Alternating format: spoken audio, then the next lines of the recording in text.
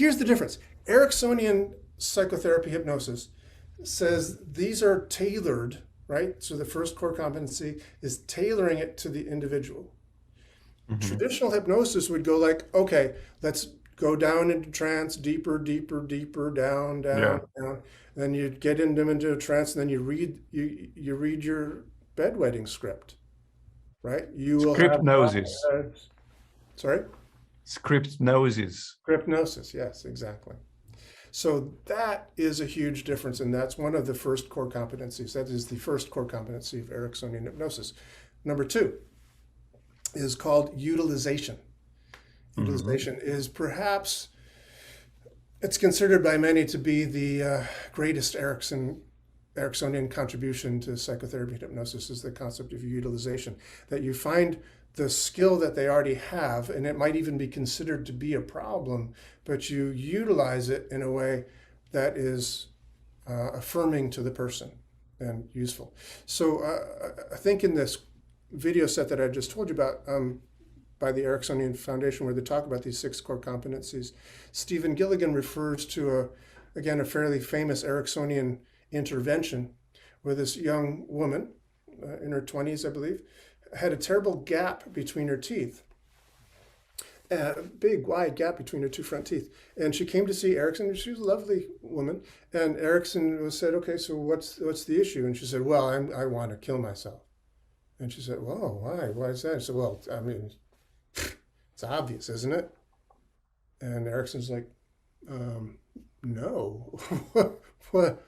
Why? What's the issue? And she said, well, I have this gap between my teeth, right? Erickson hadn't even really noticed this thing, but for her, it was like this horrible thing. So Erickson utilized this. What he said to her is, after some more interviewing, he found out that she was working at this firm, and there was a man there that she was kind of interested in, but she was sure, with this deformity of hers, he could pay no attention to her whatsoever. So after a while, Erickson said, okay, I have an assignment for you. All right, again, no hypnosis happening here, folks. This is utilization of the thing. What Erickson said to her is, he said, I have this assignment for you. I want you to go home and learn how to take water in your mouth and then put your tongue to your teeth and learn to squirt water through that gap in your teeth. And so she got very good at this. She got like 6 feet out. She could like really do a dead aim. It was really pretty impressive.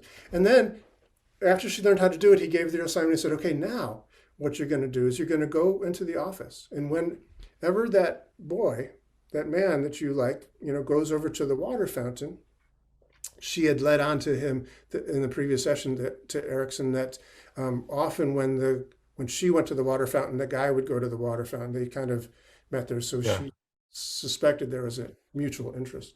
Yeah. But he said whenever the guy went to the water fountain, she was supposed to go to the water fountain, get a drink of water, hide around the corner, and then let him have it. And then run like the Dickens. So she did that. She squirted him and then ran like the Dickens. And he chased her. And so they got to know each other quite well. And, like many Erickson stories, they got married and lived happily ever after and had the 5 children, as it were. So, yeah.